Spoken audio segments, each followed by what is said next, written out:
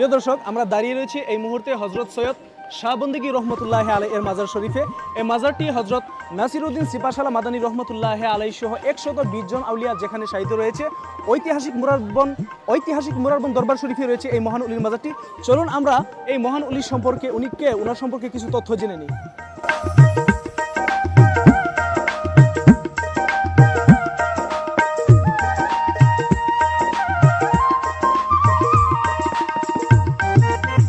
বন্দেগী শাহ রহমতুল্লাহ আলাইহি এর মাজার কোনটা এবং ওনার পরিচয়টি আপনি তুলে ধরবেন।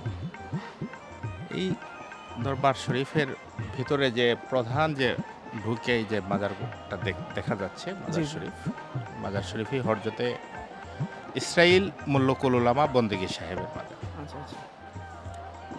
হরজত ইসরাইল দিল্লির রাজ দরবার থেকে ওনার অগাধ জ্ঞান চর্চার জন্য ওনাকে খেতাব দেওয়া হলো মুল্লকুল উলামা।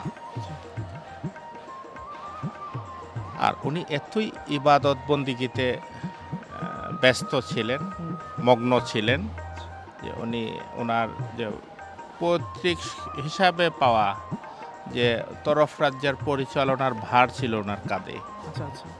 উনি এই তরফ রাজ্যের রাজা ছিলেন, শাসক ছিলেন। তো উনি ইবাদত বন্দিগিতে এতই মগ্ন ছিলেন, ওনার ভাইকে, চাচাতো ভাইকে ডাইকাই না বললেন যে আমার এগুলো ভাল লাগে না, হ্যাঁ তুমি এগুলো চালাও।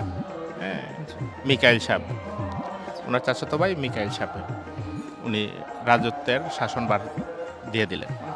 মানে সেই ইসরাইল বন্দেগী শাহ রহমতুল্লাহ আলাইহি ওনার চাচাতো ভাইকে ওনার রাজ দরবারে দায়িত্ব দিয়ে দিলেন।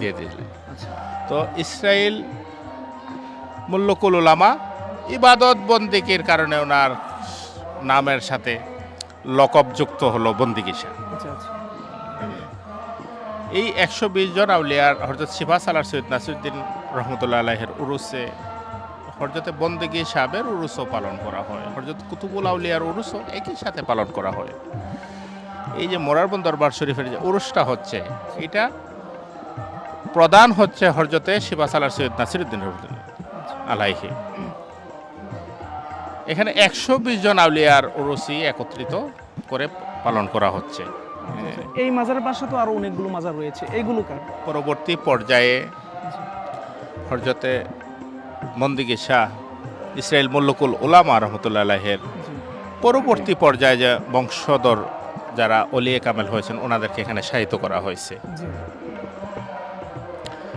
এরপরের যে প্রসিদ্ধ মাজার হযরত ইলিয়াস কুদ্দুস কুতুবুল আউলিয়া রহমতুল্লাহ আলাইহির, ওইখানে আমরা যথাসময়ে আমরা পরিচয় দিব আর কি।